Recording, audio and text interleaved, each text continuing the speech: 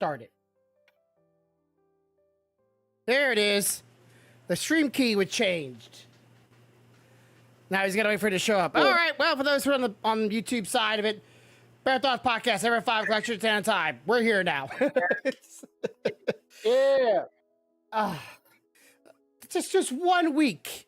Can OBS or whoever's messing with streaming stuff, just leave it alone. Just let me have a simple week of just start and play. I don't know. How's audio sounding? I'm seeing your vocals going up and down. I see my vocals up and down. I can hear you, and I can hear me, but she's waiting for check volume levels. Right. Oh boy, this is gonna be fun. Yeah, last week we had some barbecue, watched some anime together, date night with me and my wife. So sorry, last week we didn't do nothing, and we had someone missing last week, but we also have someone missing this week. Great. But you want to jump into it? See how you get the labels off of it. Thank you for doing that, just in case somebody decides to go, oh, you're sponsored or you're gonna be short, that kind of stuff. Let's copyright your entire VOD because we want money. No. We're not doing that. I delabeled. Yes, no, it makes it. Not doing that. We make things easier for me just in case there's a struggle in the future. Okay, so let's just jump into this real quick though. Because I don't know how long your conversation is going to be with your type of point. Do you think yours is going to be a pretty long one, or is it be? Between the two of them, I'm thinking I could probably fill about half of it. So.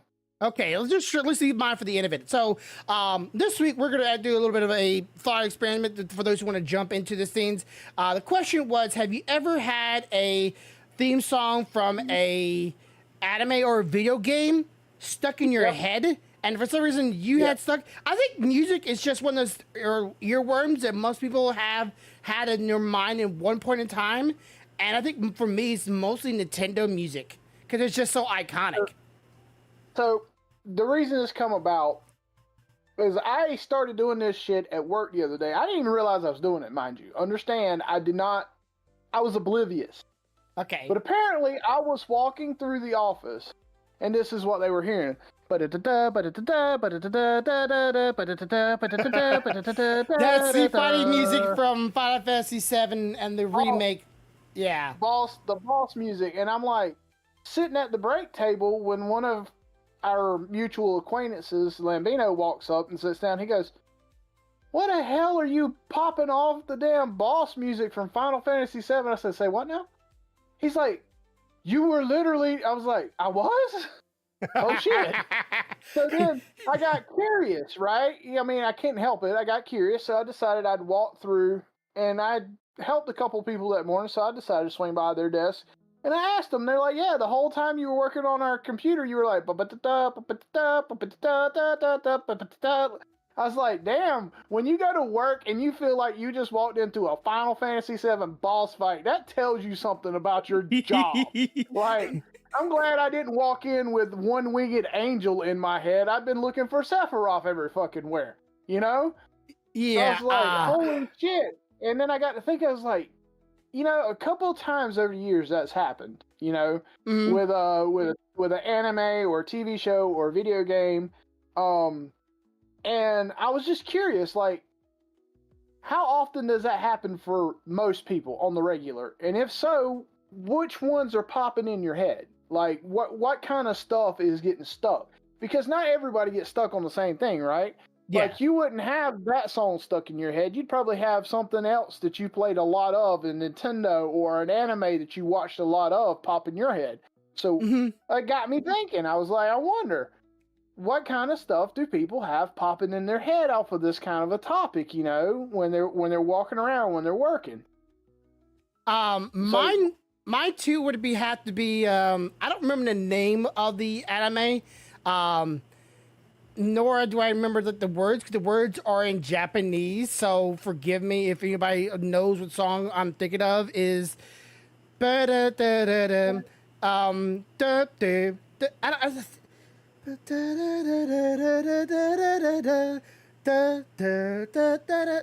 from, I think, Elon Gallion. I think the song is coming from. and it's really like, it's really like a really hyped intro song of it. And that's remembered like when I was a kid, when I watched that show, like that was like my favorite part was really the intro of it. That one, and for the Nintendo side of things, it was always the Zelda Ocarina of the Time, the pretty much like the classic song when you go into the into the main field of Ocarina of Time with everything. No, I think that one is the Children of Lost Forest song. I'm talking about the let's see. I'm trying to remember. It's not somebody popped in my head right now, so I can't really per se. But I want to whistle it, but I don't know if I'm going to whistle it right. No, that's not it. That's the one you just did. Now it's popped in my. Now that song's in my head now. You know that song? Yeah,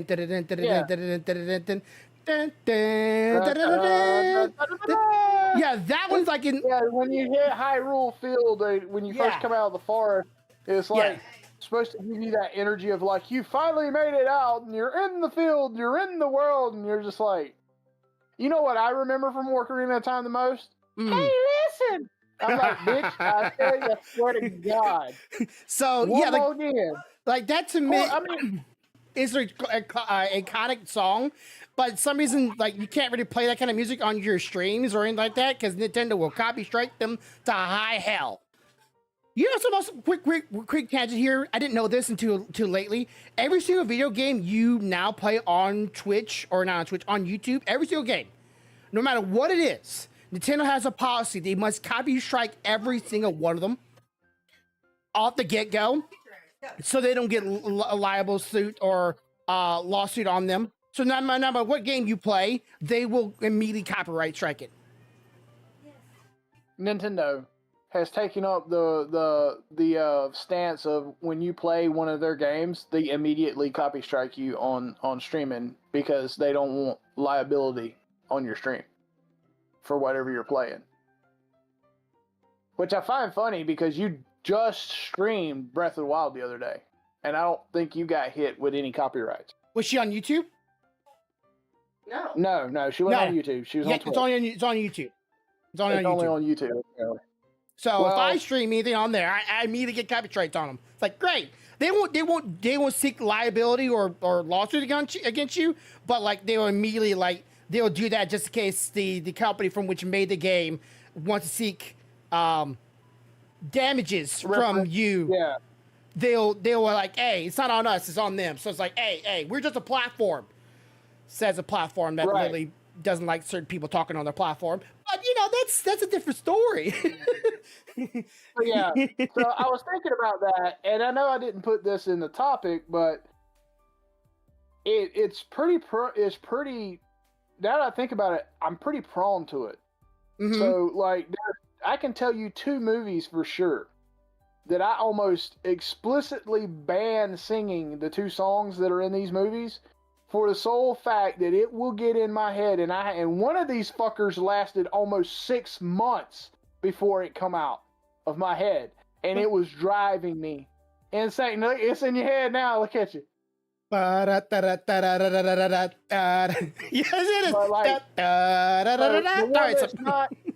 the one that's not quite as bad is if you ever watched the movie Fallen. Okay. There's a song in there that the bad, I guess, we're gonna call it an entity because I don't want to give anything away for anybody that hadn't seen it, even though it is an old movie. This bitch hops bodies, and every time it hops bodies, it sings this one fucking song. Time is on my side. Yes, it is, and I'm like, that shit will get in my head. And I will find myself sitting at work while I'm working, singing this fucking song to myself. But the absolute worst one that ever got stuck in my head is, if I only had a brain. That shit got in my head one time, and I swear to God, it took 6 months for me to find something to get it out. It was making me so mad that I would literally get up at night and get pissed off because I was asleep and would wake up to go to the bathroom and hear myself humming the shit. Mm-hmm. I would be freaking furious. So I'll be floored if somebody one. got one of my songs stuck in their heads. You know, they just like go around and start screaming, "Have a good day, have a good night, as always, have a good life, much love." That'd be kind of sick. But for me, the classic song from my head was always going to be, "It's not unusual to be loved by anyone." That song is like just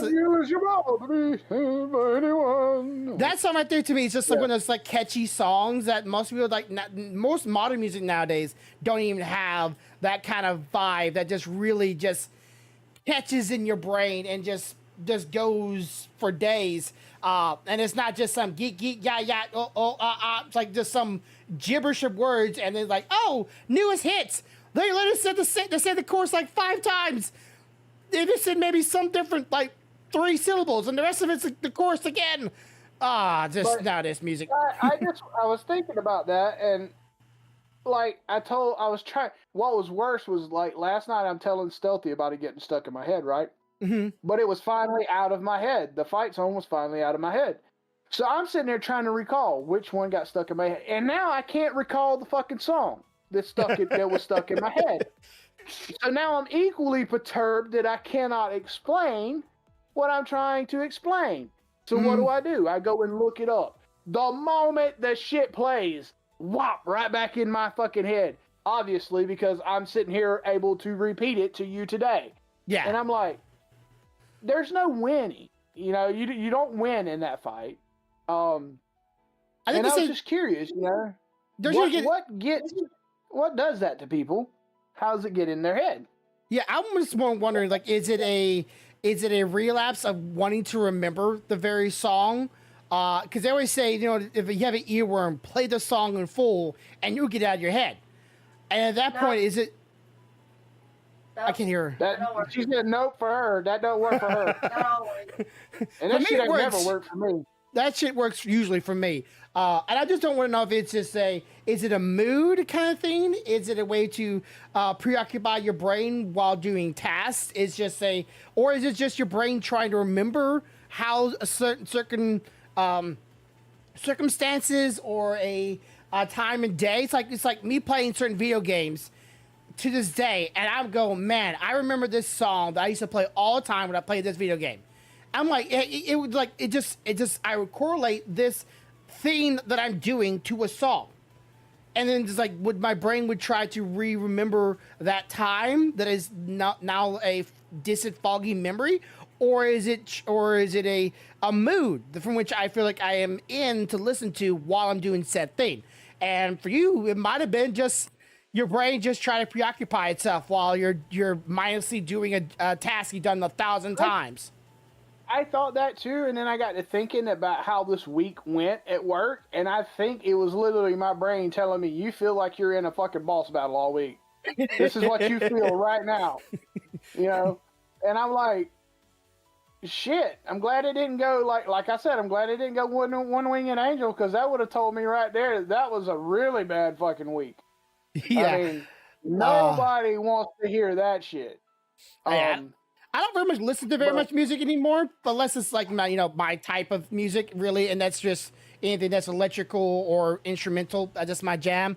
But yeah, I don't really much get that kind of stuff very often anymore, especially since I haven't been in a real life working environment in a while. Of course, every time I hear my wife's working environment, I feel like I want to strangle her coworkers and her bosses for her. I can't go over it in detail, so just say her new boss isn't panning out that great either. It reminds me of why I should have been a manager, and I should have just went to school for it, I guess. Okay, so next thing we're gonna jump into is the fact that while my Father's Day was chill, it was relaxing. I didn't do nothing. I ate some food.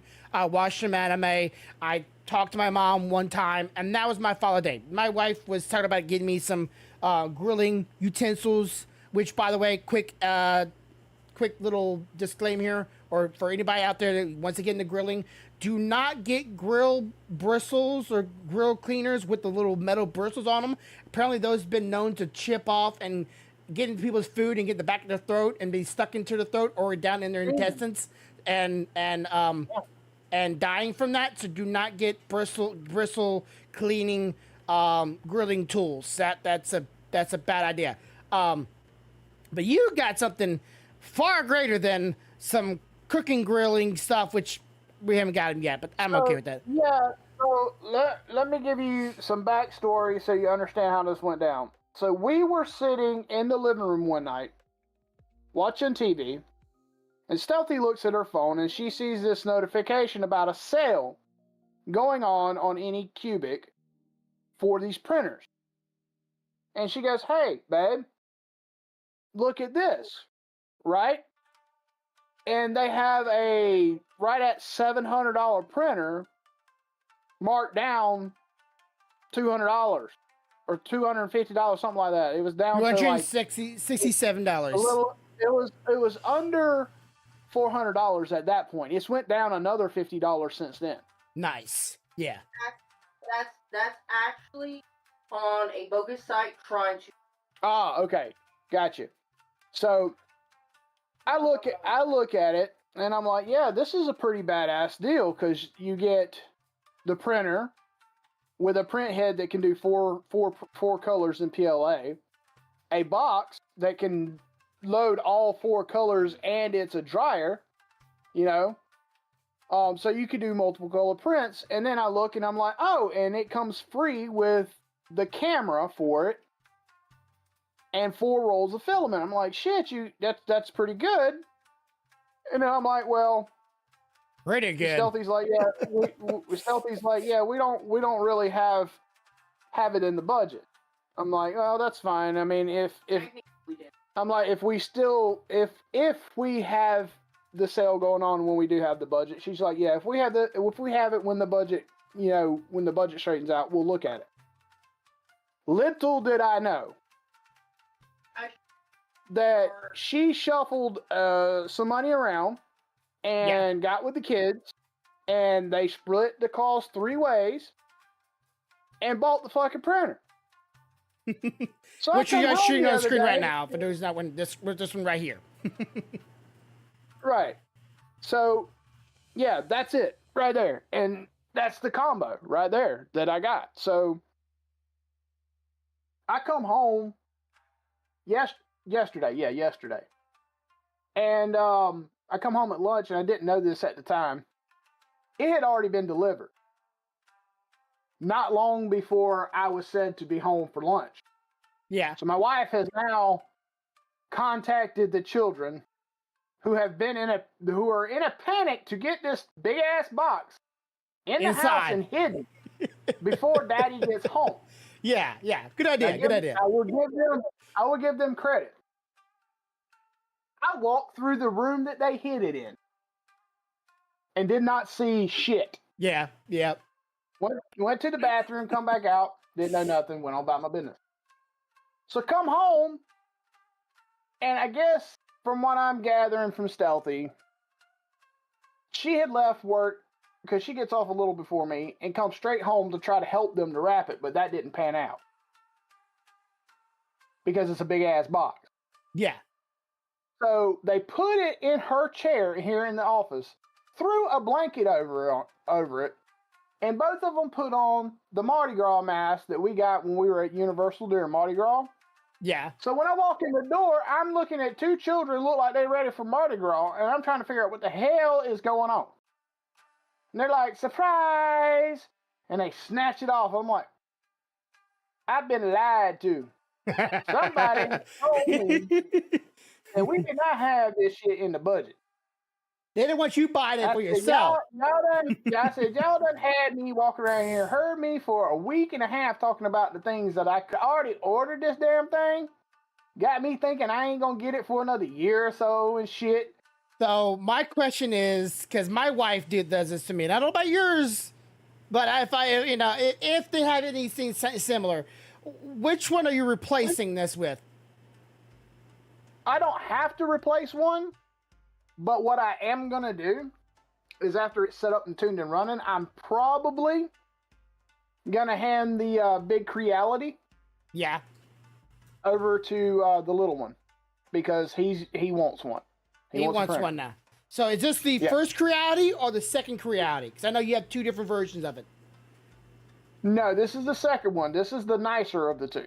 Okay. I asked the oldest if he wanted to take that one and give the one he bought from you to his brother.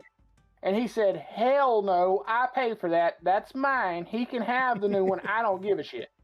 Okay. Because he's proud. He is proud that he paid for it.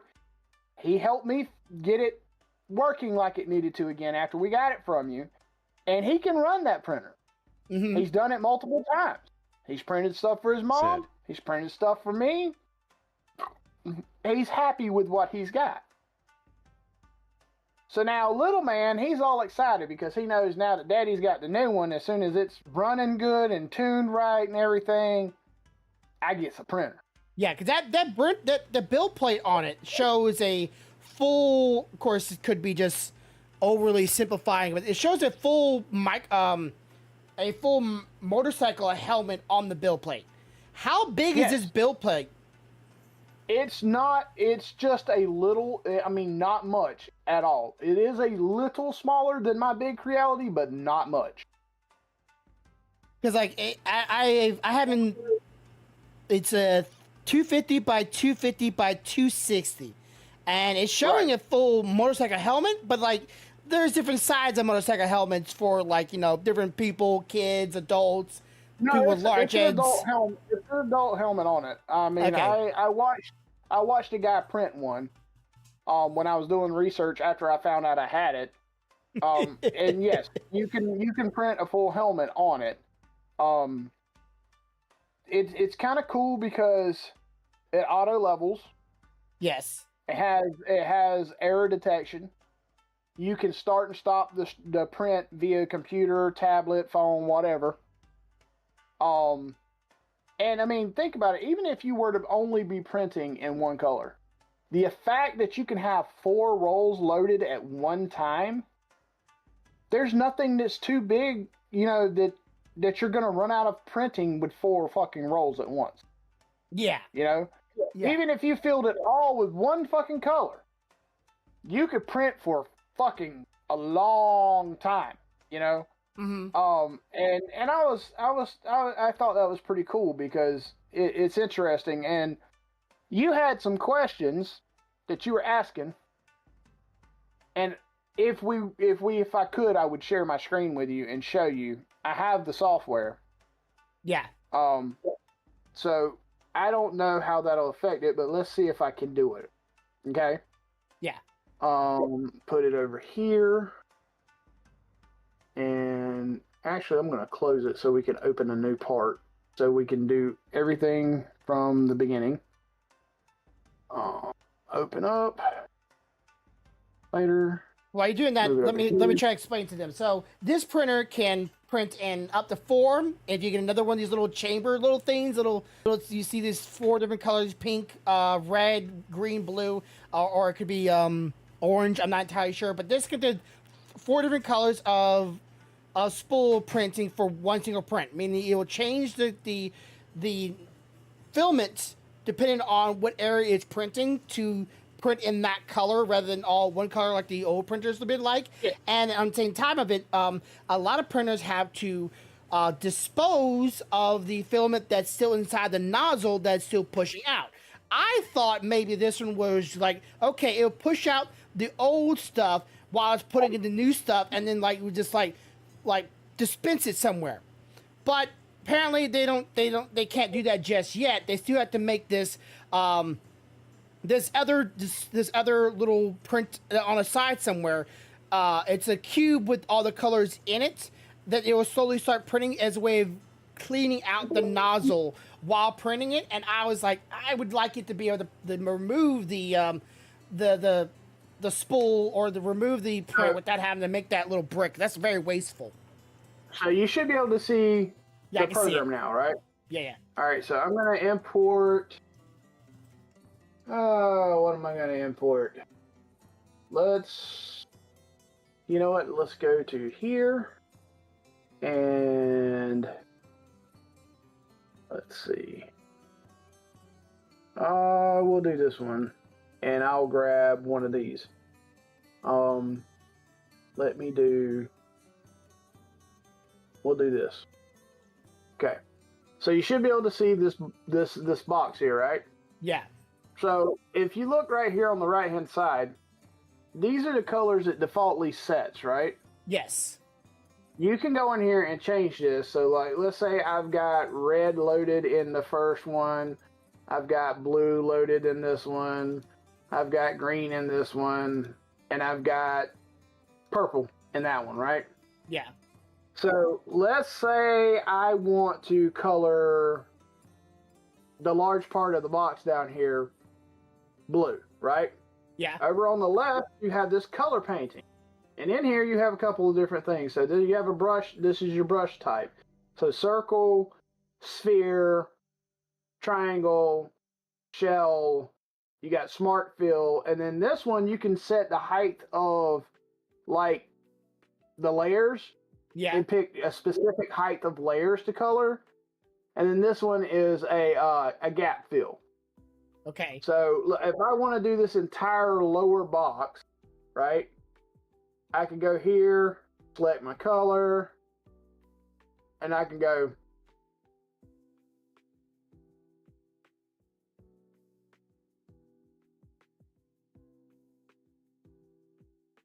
Okay. So then it will start coloring. Right. It will start coloring all So those spots in one of the spools, and then stop, switch out the colors for you at that layer height, and then start printing the next color. Right. So let's say we're going to leave this first ring red, but let's say I want that little middle piece to be green. I could just go over here and go click, green. See, and let's say I want to do purple. Okay, so my only concern about this, because you know as well as I do in 3D printing, that certain spool colors melt at a different temperature. Can you adjust the colors at temperatures for each color layer? Yes. Good. Because, like, okay, so anybody here should know about thermodynamics. It's pretty much a simple thing. Certain colors produce or block certain heat wavelengths. Black is, absorbs a light. White reflects a lot. That's just how it naturally goes. And colors and spools are just the same. Certain blues will melt faster than certain reds or greens. So you got to make sure the temperature for that spool is going to be at a good temperature, but when you switch over to the next one, it might need to be at a higher melting temperature, so it actually adheres to the layers below it. So I'm gonna show you this tool a little bit, because this is the one I like a lot, because if you wanted to like stripe stuff, this works really well. So I'm gonna pick green, right? And I'm gonna say from here down, boom. Yeah. Now that's green. And if I want to do purple, I just come up here and grab this one, go here, down, purple. There you go. Yeah. And it'll do purple there. See? I don't see it doing I guess it does it automatically. The little cube that it gets rid of I haven't turned it on because I wasn't ready to slice yet, but that would be over here. So you go more settings, right? Yeah. And then let me see if I can find it. Where's it at? Because I seen it just multiple filament. And then you go down and see this where it says wipe tower. Turn it on. Close it. And then it'll create a wipe tower somewhere over here. Okay, doesn't actually show it, but okay. I was going to see if it actually shows you how much it uses. If I do slice now, there now you see there's the tower, and it shows you it's going to print this much. Wipe, this. This isn't necessarily the amount that's going to come out. They just line it up with your layers. Yeah. Right. But it's just saying this is where this is going to be. And the cool thing is in previous printers that did this, you had a problem because you couldn't adjust where this thing was sitting. Okay. So And this one, if you turn it on before, yeah, it'll actually show up on the build plate, and you can move it out of the way of your print so you don't accidentally attach them to each other. yeah, Okay. That'd be a problem. Don't know if you could do like infill with it. You don't need to fool with that online, but like if there's a way to do like infill percentage at a lower rate. Infill's right over here. Infill's right over here where my mouse is. So that's 20. You see? Yeah. But is that for the cube or for the 3D print? That's for the cube and the 3D print. Okay. That's everything. Okay. So Okay, you can save on board. some filament on that. Yeah, that's good. Yeah. All right. So you got that. Of course, you got your standard move, rotate, sit flat, all that good stuff. And now I'll show you something that I have worked up. Playing around with it. Yeah, okay. And let's see. Open. And this is the program from Anycubic, right? This is not Shimputu Box or anything like that, or No. This is their program. That they did, and I believe it's on my desktop. Yeah, so sometimes the programs that comes with 3D printers, you might ever want to get into this kind of stuff. Their programs are the bare minimum. There's some out there that are for free that you can download that do the same thing as this with more features, but some of them also are behind, like the better features are behind subscriptions based. It's really much how much you really want to delve into this, but it's just it's good to use the program that comes with the printer. I'll show you. I don't have the one that I want up here right now, but I'll show you kind of with this something that I was playing with. I just got to get it to let me. Where are you? Man, I don't remember the name of the program that I first started using when I got into 3D printing. I don't remember the name of it. I haven't used it in such a long time. So let me go to my 3D print files. Give me just a minute. And we're going to go to a folder that should tell you why I spend so much time in this folder of late. You don't see that name right there, it says? Nope, don't see no name actually. All that see is the showing D&D coaster. Sweetheart, I got something funny for you. Oh, I'm trying to open projects. Hang on. I'm opening the wrong thing. Sorry, my bad. I'm still getting used to the program. So I have to go to... What you got? I am Moana from Montanui. You killed my father, prepare to die. That's kind of funny. It gets worse. My name is Inigo Montoya. You will board my boat, sail across the world, and return to Heart of Tafiti. And the last one. My name is Moana Montoya. You will board my father, prepared to sail, and die. Okay. So I'm going to open this up, and this is a D&D D20 dice coaster.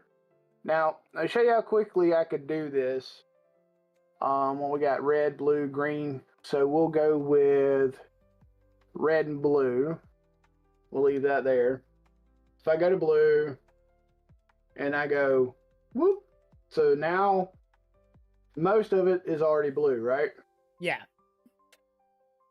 So, and then say I want to do red on some of the stuff. So I'm going to go back over here, go here, go boop, boop.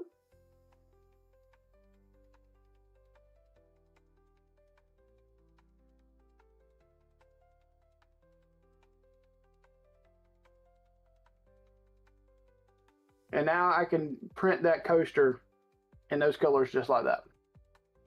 Yeah. Which would make if you even do like any more dice trays, it would make you a lot more elaborate. Right. And that's part of it. So I was looking at that, and that is a big possibility. And it's really cool because at the same time of doing all that, I can make it even easier by scrolling in, using this other tool, and go right there. Okay. And then I can go back to the fill, blue, do that. And there.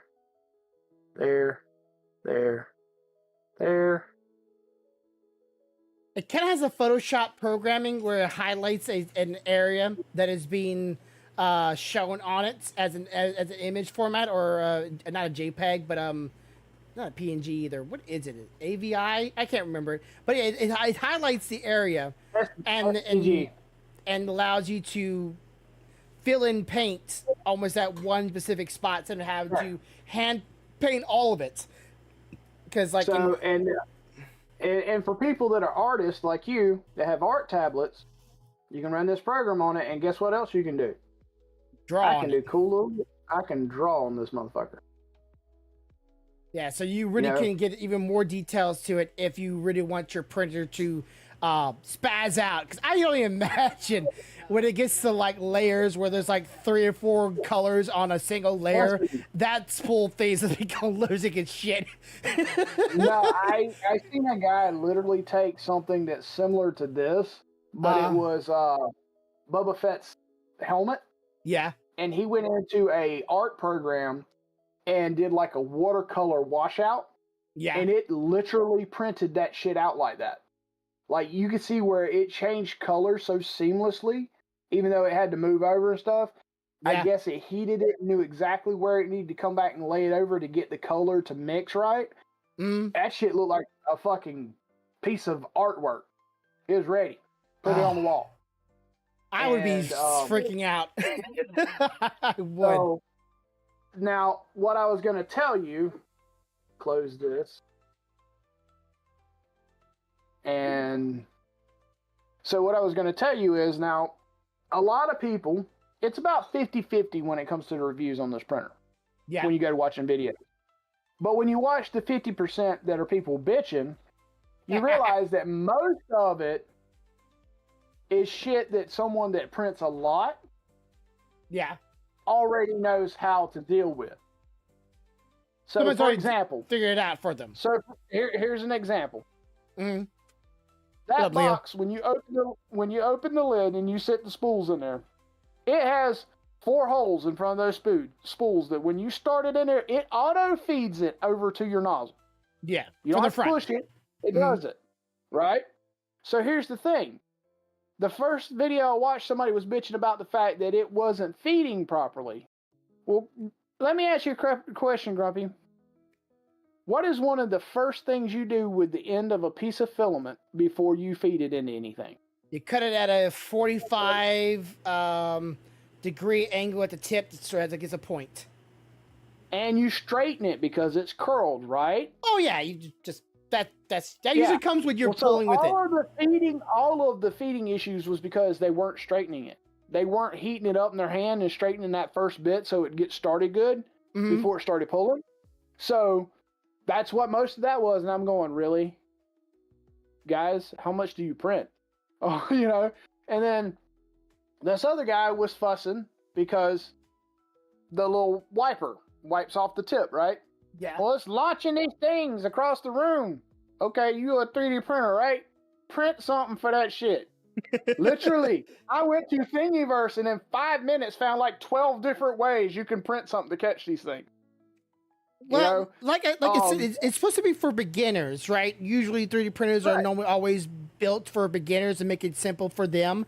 But there's always 3D printers that are a little bit more advanced. I think a multi-spool 3D printer is a little bit more advanced. Even though it says on it, like it said starter on it somewhere, maybe I was just, like my brain thought I saw starter bundle. Let me tell you how it got that.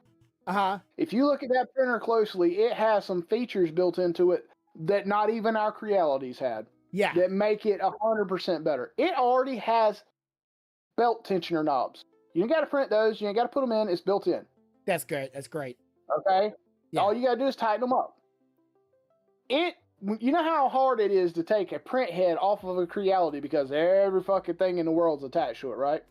Yep. You This take thing the housing, has the a cable. This thing has a heater. cable that just unplugs Yeah. and 4 tubes that just pop out, and it literally has screws on the back. You take 2 out, loosen 2 because they're there to hang it on, so you don't have to hold it, and just lift it up. That's it. That's all there is to it.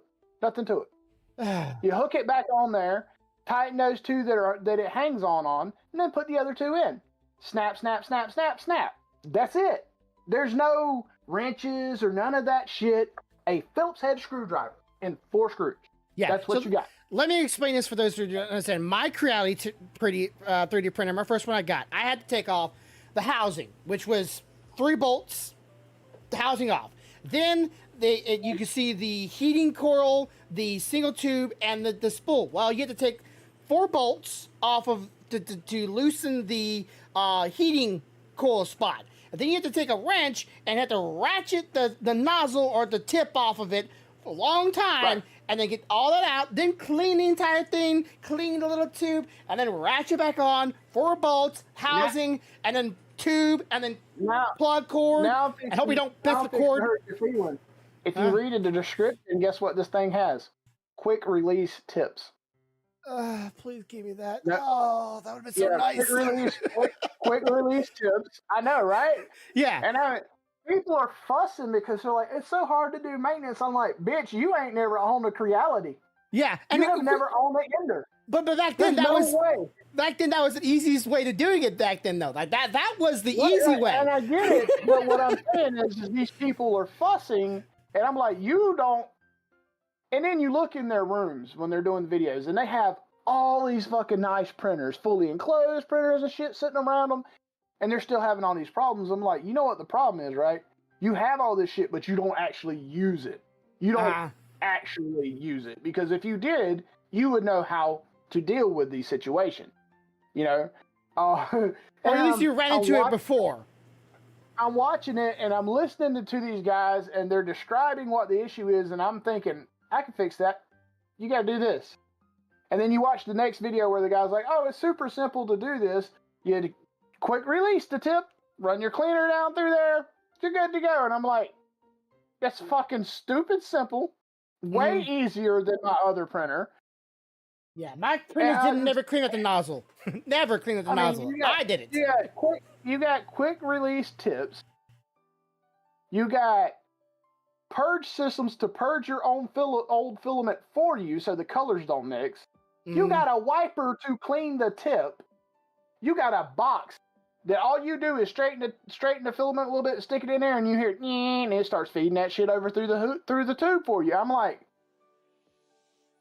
yeah, and I bet nowadays it has like 4 gears to push the stuff in. Mine back in the day was like only 1, struggling pushing it down if it wasn't hot enough. It's like, no, this is 4. It's gonna go down whether it likes it or not. And of course, like only worry I have is with this thing. The only worry I actually have worried about it is spool, PLA, or anyone. Eventually, they'll start grinding, or a little bit chips will start flaking off on the spool, and that will start clogging up the tube, and cleaning up all those tubes eventually will become a problem. That's what I foresee. That's the only problem I see with this. Here's the thing, though. They're all quick disconnect tubes. Oh, thank goodness, so you can pop them off. You can pop them off, put them back in, you ready to go.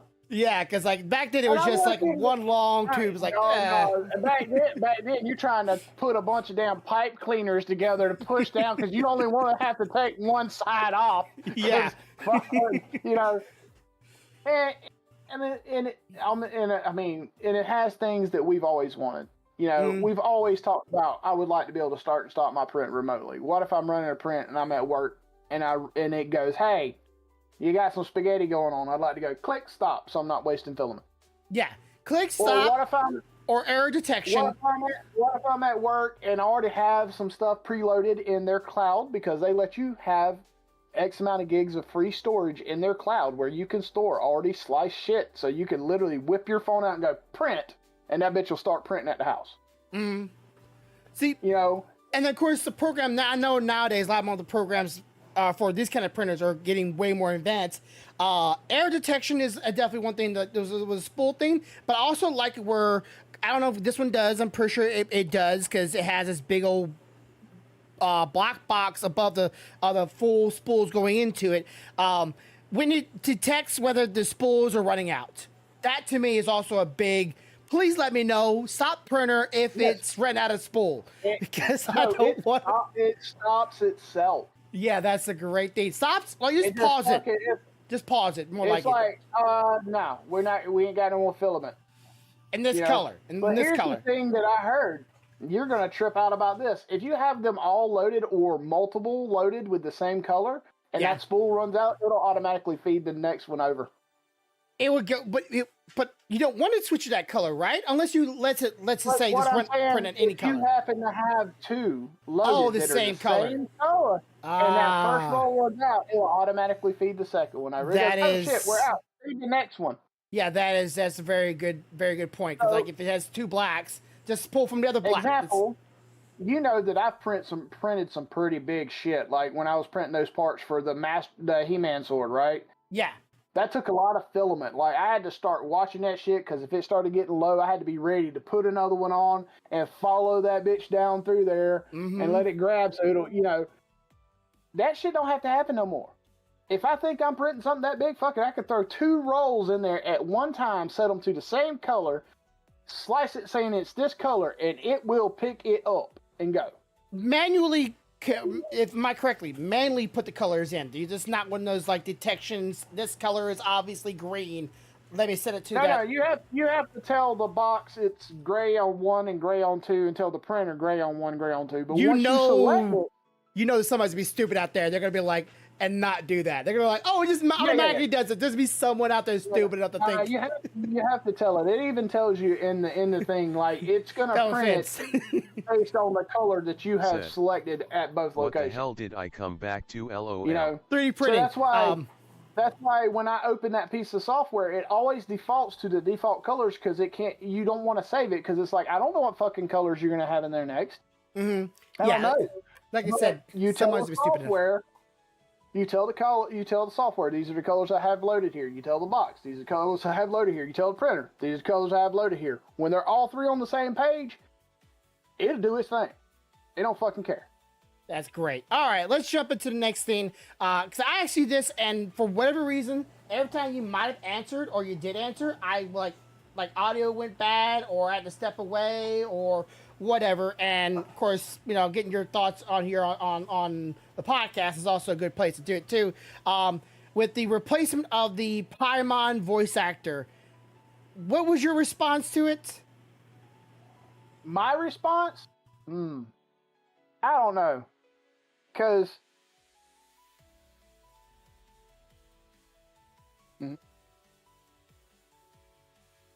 Okay. So my response to that is that I have mixed feelings. Okay. And here's why I have mixed feelings. The original Paimon voice actor has been doing that voice for years. It's what we're used to. Okay.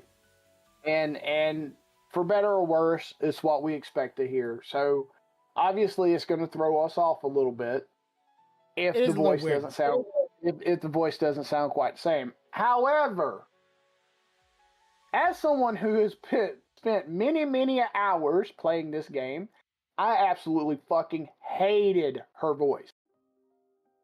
Okay? I hated it. Yes. So if I listen to this voice and it's a little more tolerable, fuck, that's a win for me. I'm going to tell you right now, while it is close in proxy, it is miles more tolerable than the original Paimon voice. See, for me, that's a win. I have always wanted to, while Paimon is the voice of it, wanted to karate chop the voice actor's voice when she was talking as Paimon. Because there's something about it, just like, it's irritable. I listened to the Japanese version of it. I listened to the Chinese version of it. Though I cannot understand the Paimon in either of those those languages, they do not annoy me. Right? Their voice does not bring something out of me that I originally would not want to do to someone that's speaking native tongue of my own language, English. When I hear Paimon talking, I can't help but think of the pixie from Zelda and just want to just swat at it. Well, and it's because there is a tone, and it's not necessarily the voice. There is a undertone in that person's voice doing that voice that makes you have a negative connotation. You feel like she's being condescending or smart ass, you know? Yeah. And it's not the words that she's saying, it's the tone that you're hearing. However, you replace that with a different person that does a similar voice, but that tone is not there, it becomes instantly much more tolerable. Because now you're not associating that with she's being a smart ass or she's being condescending. It's more like, oh, she's just trying to fucking tell me this. Even though I don't want to hear it, she's just trying to give me information, you know? So while I hate anybody having done a character that long and that established in that character, no longer being able to do that character, at the same time as a player, if it's more tolerable, then I think it's a W. I think it's a L industry-wise because it sets a standard of it doesn't matter how much effort you put in, fuck you, we can put somebody else there, you know? Yeah. No value for the person. To me, that's a loss. As a player, it's a win because now the character becomes more tolerable for me to be around. I'm more likely to play the game even longer now. Because I ain't gonna lie, there has been nights where I am working on a quest and I really want to get the quest done, but I stopped just because I got tired of hearing fucking Paimon. I will not lie one bit. And if you tell me you ain't never done it, I will throw something through this fucking screen and hope it hits you. I have to full stop. I'd be like, I will literally be like on my keyboard going, skip. Don't care what Paimon saying. Nope, don't care. The story might be interesting, and it might be fully voice acted too. I wouldn't care. I would be spamming that button going, I don't want to listen to this. I just want to get this over with. Please, put me out of my misery. And I'd be spamming the button. Right. But sometimes it's like... Well, at the same time, there are some quests that I drug out because there were some characters talking that I wanted to hear talk to. Well, like, okay, wait. So let me redo that. The Shogun's talking to me. Talk to me, baby. Kaching was also replaced in her voice acting. The guy with the little dragon boy, that dragon character was replaced. A lot of the voice actors that were in the game that were not a part of that union that I told you about a couple weeks or so back are also all going and they're getting replaced. But some of the people are like, they were on the sideline going, hey, I still want to work with y'all regardless of this union or not. The voice actor for both the main characters, the male and the female, both are coming back. And several other characters, like the character that wanted to do Venti, she wants to come back. But probably she was also, I believe, I could be mistaken here, I think she was also part of that union. And anybody that was a part of that union is going away because of them. We lost, like, I don't know how many new quests you've done lately. All the voice actors were gone. And I was like, this is weird, awkward, uncomfortable, unsettling. I just want to play my video game and listen to because I want to listen. I want to read. That was my gripe. Right. I didn't want to read it. I like hearing the voices to these characters that I've come to know over this past year, and I couldn't because all of them went on strike for unreasonable excuses and putting their things into the video game where it was not meant to be at. So yeah, Paimon's gone, and the new voice acting is, I think she's better. In a lot of ways, it's definitely the tone. She has that kind of voicey, squeaky kind of voice, but not to the point where I just want to see how well she can squeal when you're choking her. Right. And that's the thing, you know. I said it multiple times. I hate for anybody to lose their job. Yes. I hate for people to leave a job because they don't feel valued or they think they, whatever reason. But at the same time, as someone that consumes the product, I also want it to be the best it can be for me. So if that equals it being better, that's where it ends up being a torn thing. Like, I hate that you don't have your job anymore, but I love the fact that I can tolerate the character more.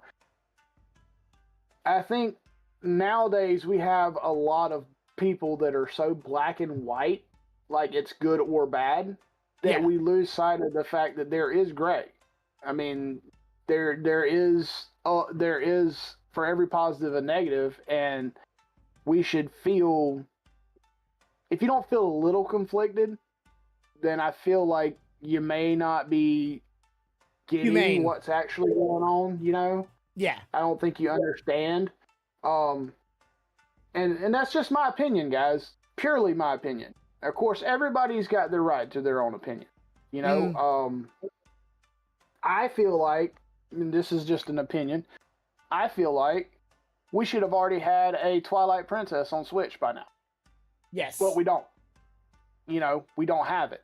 We have Skyward Sword, we have Breath of the Wild, we have Tears of the Kingdom. Hell, we got Hyrule Warriors. We got some of the ones before Twilight Princess. Why the fuck don't we have Twilight Princess, guys? I mean, really?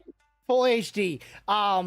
Okay, so Hell yeah, I would love to see Minda in full HD after she's back to herself. I mean, so one quick thing about the voice acting, the whole union fighting for the AI, even though it was already protected under China's rule of law, which I find is really weird.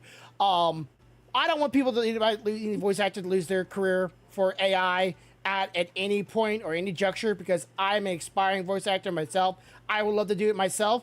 And I do not want anybody to take my voice and going, okay, we're going to use your voice and make an AI voice of a character using you as the reference and then not pay you for that. I do not want that to happen to any of the voice actors. I get what they were fighting for, but then they were asking too much and asking for things that are already there. And there were some hidden agendas behind all of it, which I think some of them didn't know about. But that goes right into the AI problem being a huge issue. And on that topic, this is the last thing I'll bring up. And understand that I don't have any proof to this or anything. I can't tell you this happened for sure, but I heard a rumor about one of these top-notch AIs and something that went on with it, and that the university had to shut it off. So they had this AI, and they wanted to test it to see if the AI could be devious. Yes. Okay. So they fed this AI a bunch of information and emails saying that this fake engineer was having an affair. Okay. And then they dropped an email saying that this engineer is now taking over as being head of the project and is planning to shut the AI down. To see what the AI is going to do. This AI started blackmailing the fake engineer to not be shut down. And the university's like, you might want to shut that the fuck off.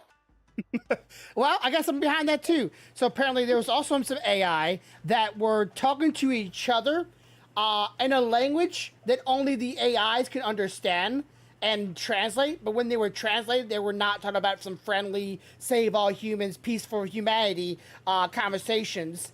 And as you know that little Yeti video I saw you the other day about the AI, that was all AI. There's a Yeti vlogger now that's all AI of a Yeti, not real, not a CGI made. No, this is all AI made, voice and everything. And it looks like he's walking through the woods, recording himself doing crazy things.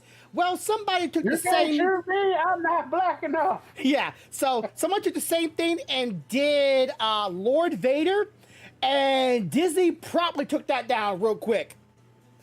They didn't want that at all happening. And some people also do they did some stormtroopers. They did Boba Fett. They did Lord Vader. So, yeah, I'm worried about this voice acting stuff being things too, because this Yeti sounds like a real dude. Like, really. Like, it's really impressive. And the graphics or the AI engine CGI of this Yeti creature looks really real too. So I don't think this is going the right way. Because someday I'm worried about somebody taking somebody I care for or someone I like, and then have them say something they never said in real life, and go, look. See, they said it live on camera. Look, that's them. It's like, no, it's AI. Piece of shit. I'm worried about that kind of stuff. I'm sorry. That's kind of like, it's cool, but it also scares shit out of me. So how about we don't? But I know people are doing it anyways because they think it's cool, it's awesome. Yeah, that's what people said about many things, like the atomic bomb. Ha! It was cool until it wasn't. Yeah. Anyways, that's it for this week. I hope y'all appreciate it. I hope y'all come back next week. We will be trying to do D&D tonight. It's all up in the air and see what we're kind of doing. Again, sorry for last week, but this week, well, maybe have something. And as always, have a good day, have a good night, have a good life. Much love, y'all. Bye. Bye. 1, 2, 3, 4. 3, 4, 5. All right. I think it's gonna be me and you and Sea Dragon tonight, which is all. That's fine. We can figure out something, do something. I don't know what we'll do, but we'll do something. Even if we have to have Stealthy drop in a bunch of monsters and us try to not die. Just toy around. Oh yeah, the 3D printer. It's no longer available in the US or the AU. It's only for the EU, UK, and KA. So apparently they sold out in America. I'm not surprised. Like, that is a damn good steal. So the printer that you guys got me is sold out in the US. You can only get it in the. Right, so you have to use code ARP. what? Okay. That might. Okay. She was trying to look up and find out because there's a scam site that popped up trying to do the printer, trying to say they're doing the printer as well. Yeah. And of course, we went directly to Anycubic, or they did. Yeah, I'm clicking the link that you sent me a while back, and I was just looking through it, and it's like, oh, I see US and AU both marked off. I'm like, shit. I wanted to get it, I couldn't. It's all right. You can live vicariously through me when I get it set up. On Wednesday. I could see me sending you like the credentials for the app and be sitting here one day playing a game and the printer just fire up, and I get a message. Ship that to me when you get a chance. The fuck? What color you got in the print? Okay, let me see what I can do.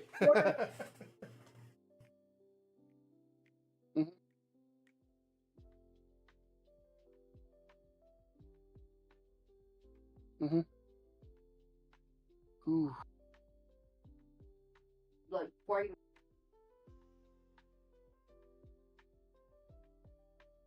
More gonna. Mm-hmm. Finally got that. Finally got it out. Got it out.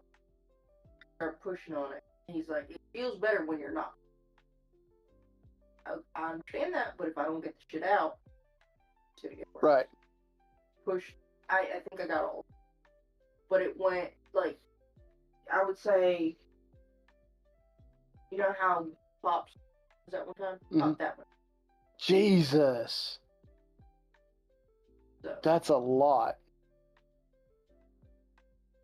Ethan had a sty, and she had to pull the hair out before they could get the stuff out. Uh-huh. And she said it had a lot of shit in it. I had a sty on my back the other day, or last week or so. On my back. Yeah, he had it in his eye, right down here where your eyelashes are. So she had to pull the eyelash out and then express it. Yeah. Whew. Nope. The hell with that. Okay, so Ethan had gotten, it wasn't in like a pink eye, but it's similar to that because of the fact that he had allergies. Yeah. So his eye had